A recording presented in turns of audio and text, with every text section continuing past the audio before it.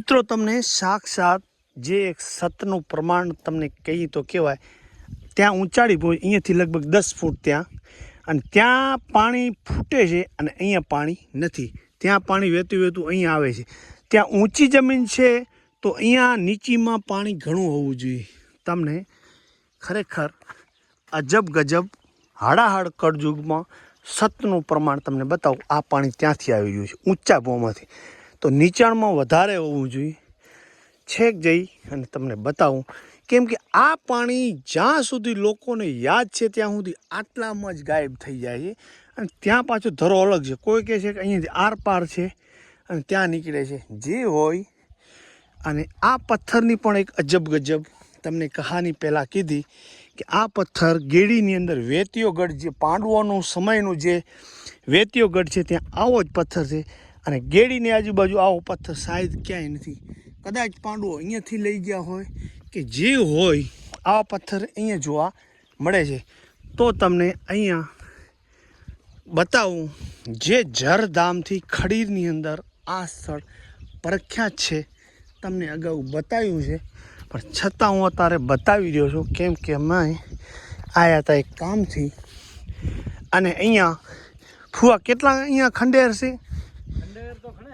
અહીંયા આવો એટલે પહેલો જો, હા જો આ એક કપારી, હાવ ચોખ્ખું પાણી.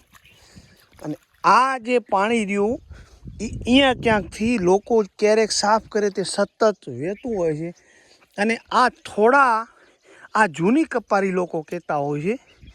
અહીંયાથી પણ હમણાં થોડાક સમય પહેલાં અહીંયાથી શેડ થતી, કોકે વધારે ખતરોડી એટલે એ બંધ થઈ ગયું. ઉપર જો હાવ કોરો ભાઠોળ, બરાબર.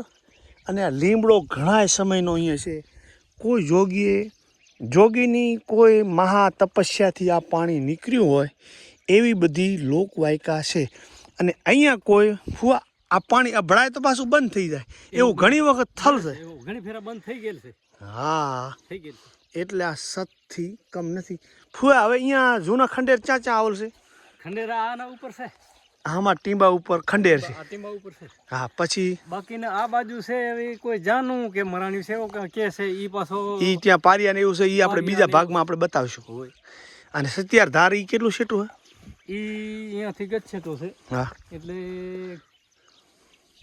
કિલોમીટર જેટલો હશે, 1.5-2 કિલોમીટર જેટલો. 2 કિલોમીટર. એટલે ઈ બધા ખંડેર છે. અહીંયા કોઈ તળાવ નથી. ના, ઈ પાણી અહીંયાથી જ વર્ષો પહેલા અહીંયાથી જ પાણી એટલે માલધારીની વસવાટ હોય ને આ પાણી સતત કેટલાય વર્ષોથી વહી રહ્યું એની કોઈ ગેરંટી નથી. એટલે ક્યાં ને ક્યાંય આ પાણી ઉપર ઈ માલધારી ખડીમાં વસ્યા હોય તો ક્યાં ને ક્યાંય આ પાણી ઉપર નિર્ભર હોય એવું એક અનુમાન છે. એટલે આવી રીતે ખડીની ધરતીની અંદર અસંખ્ય જેને કહેવાય કોઈ ફુવા તમને અહીંયા કેવો એક વખત હવન થયેલું ને ઈ તમે આખી થોડીક વાત કરો તો કઈ રીતનું અહીંયા ઈ તમારા આ જગ્યાએ ધીણોધરથી મહાત્મા કાવલ ધીણોધરથી બરાબર. ઈ મહાત્મા અહીંયા 40 છોકરીઓ, બરાબર 40 છોકરીઓ. એટલે પછી એનું હવન તો કરવું પડે. હા હા હા.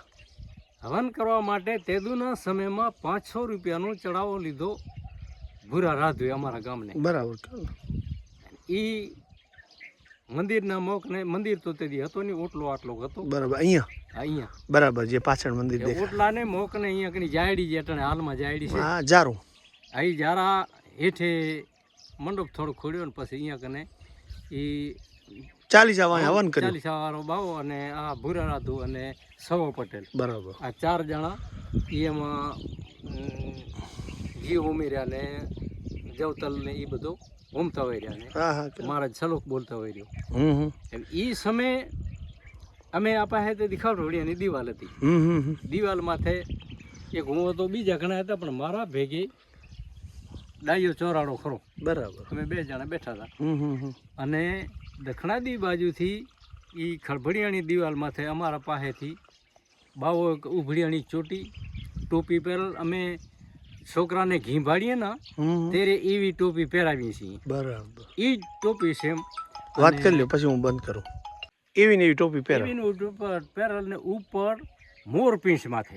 તમારી મોરની પીંછી આમ ટીંગાઈ રહી કૃષ્ણ ભગવાન તો નહીં હોય. અને અમે જોયો કીધું આને ખાવામાં જોરીટિંગ આવી. અચ્છા. અને અમે જોયું કીધું આને લપઈનું કડાઈઓ ચડે રહ્યો આ બાજુ લીમડાઈ. હા હા. અમે જોયું કીધું આને લપઈની ખબર પડી ગઈ છે પોતી આવ્યો. બરાબર બરાબર. હા હા હા. ખાધાની આ ઓલાથી જ આવ્યો એવું લાગે છે. ખાધા સારું થઈને આ કાનીફો હતી કીધું પોતી આવ્યો. બરાબર. તો હવે એમ કરી અને જેવું હવન ચાલુ હતું હું કને એટલે ઈ મહાત્મા જેને 400 કર્યો તો એને જાકીટ પહેરેલ આપણે ડગલી કરીએ પણ મતલબ જાકીટ. હા કયો. ઈ જાકીટ ના ખીચામાંથી હાથ કાઢી અને મુઠ્ઠીમાંથી એને આમ લાંબો હાથ કર્યો. બરાબર. એને જે લીધો હોય ઓણે જે દીધો હોય ઈ અમને કાંઈ ખબર નહીં. ટોપી વાળે દીધો જે 40 કર્યા હતા ઈ મહાત્માને કરતા હતા 40 કર્યા હતા એને કઈ મહાત્માએ બંડીનો ગુંજામાંથી હાથ નાખી અને આને મુઠ્ઠી ભરીને દીધો. બરાબર. ઈ વર્યો ઈ જ માગેથી પાછો જે ચડ્યો તો દિવાલમાં થઈ અહીંયાથી જ પાછો વર્યો. હવન થઈ ગયું ચાલુ અમારી સુરતાર એ બધાની હવનમાં. અને ઈ ઘડીક થઈ ત્યારે આપણે મેં જ પોતે વિચાર કર્યો કે ઉબાવો ક્યાં ગયો લપઈ ખાવા કે શું થયું. એક તપાસ કર્યો તો કડાઈઓ ચડતો લપઈ અહીંયા ક્યાં નતો અને કેને કીધો જ નહીં કે અમે દેખ્યો તો એમ ઈ દ્રશ્ય મેં પોતે જોયેલ છે. પછી જે બાવો હોય ને જે હોય તે. પણ હવે આજ મને વિચાર આવે છે કે ઈ બાવો તો પોતે ચમત્કારી ગમે તે મહાત્મા જેને હાનિભંગનાથ કહીએ છીએ ઈ પોતે હતા. અમે હવે મને વિચાર આવે. તો ફુવા હવે આ છે કપારી. હવે અહીંયા કોક ને આવવું હોય તો કેવી રીતે ખડીરમાંથી આ રતન પર. હા રતન પર અને આ બાજુથી ભુજ બાજુથી આવે તો ક્યાંથી આવે? ભુજ બાજુથી આવે ને તો રતન પર ગઢડા ઉતરે. બરાબર. ગઢડાથી ઉતરી અને મહારાજ બાપુનું બોર્ડ છે લખેલ. બરાબર. રોડ ઉપર મહારાજનો રોડ કનેથી ઈ રસ્તો કાચો રસ્તો નીકળે છે. ઈ મહારાજ કનેથી થઈ ગઢડાથી અતરાધુ ડુંગરમાં. બરાબર. ગઢડો ટપી જાય ઉગણ પાસેથી માર્ગ ફૂટે અને ઈ સીધો પછી ગઢડાથી અતરાદો સીધો ડુંગરમાં આવે. ઈ રસ્તો ઠેઠ અહીંયા નાની પડી આવે. બરાબર. અને આમ તો જાણીતું સ્થળ છે કોઈને ભેગો લઈને આવે સારું ન કે રસ્તો કદાચ રસ્તો તો જાણીતો છે એમાં કઈ ગઢડાને ઉગણી બાજુથી આમ અને અમરા પર હામથી કોઈ આવે તો ખડીરમાંથી. હા અમરા પર હામથી આવે. હા ઈ બાજુથી આવે તો ગઢડા ઈ પાસે અમરા પરથી રસ્તો આવે છે. અચ્છા. પણ નિશાન ગઢડાનું વધારે સારું. બરાબર. ગઢડાને ઈ પાસેથી ગઢડાના પાત્રમાં આવે ત્યારે મારા દાદાનું બોર્ડ લખાયેલું છે. બરાબર. એની પાસેથી રસ્તો આવે. અહીંયાથી આમ મારા દાદાનું જે રસ્તો તરે ઈ રસ્તે જ આવે તો મારા દાદો અહીંયા પછી વચ્ચે રહી જાય અને આ રસ્તો આગળ થઈ અહીંયા આટલા સુધી આ જગ્યાએ પહોંચે જરધામ ઉપર. તો આ છે જરધામ. ત્યાં તમને ત્રિવેણી સંગમ બતાવ્યો, આડીભંગ દાદાનું મંદિર. અને આવી રીતે ફુવા આ ક્યાં ને ક્યાંય થોડીક લોકવાયકા ને આપણે દત્તકથા એવી છે ને કોઈ મહાત્માએ અહીંયા તપ કરેલ અને પછી પાણી પ્રગટ થયું એવું છે શું છે? હવે આગળમાં તો જે બન્યો હોય કોઈ આપણાને એનું કાંઈ એટલે મેં એવું હવામાં વાત સાંભળી છે એમાં આપણને કોઈ ખબર નથી કે કોઈ મહાત્માએ પછી કોઈ મહાત્માના આશીર્વાદ હશે આવો ખરો. પણ એ કહેવત એમ છે કે ગુરુ દત્તાત્રેય જે હતા એણે આપણે કારા ડુંગરમાં ઉવાકને ધૂણું રાખ્યો હતો. અટાણે ઉવાકને એના પગલા છે.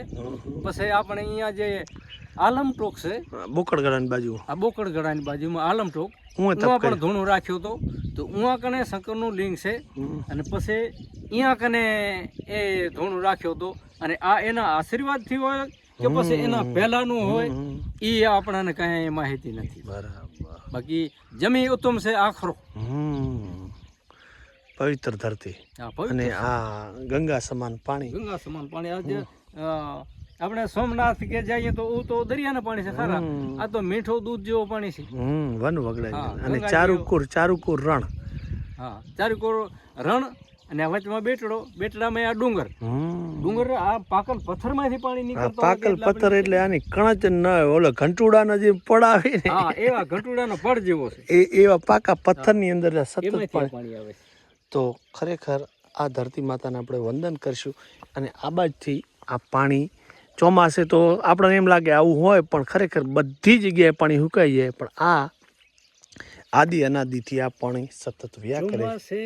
ગઈ સાલે નહીં ને મોરલી સાલે વરસાદ થોડાક વધારે હતા તો આ ખાડો જે ભર્યો ને એમાંથી આપણે મશીનની ગરમ લેન નથી કરતા એવી અમે પોતે જોઈ હતી. આમ શેડ થતી હતી ઊંચી. તો છોકરાએ ખોદી કે ખોદીએ તો વધારે પાણી નીકળે એટલે શેડ બંધ થઈ ગઈ પણ એ પાણી ઈ રહ્યું જ. હા પાણી હું નકર તો આમ શેડ થતી હતી ઉપર. એ ઘણા માણસે કીધા. હોવે. તો ખરેખર જે છે ઈ અહીંયા કોઈ ચમત્કારથી કમ નથી, એ આપણને પ્રત્યક્ષ દેખાઈ રહ્યો છે. તો આ વિડીયોને હવે આપણે એન્ડ આપશું ને આવીને આવી વાતો સાથે રોજ 6 વાગે મળીએ એવી રીતે મળતા રહીશું.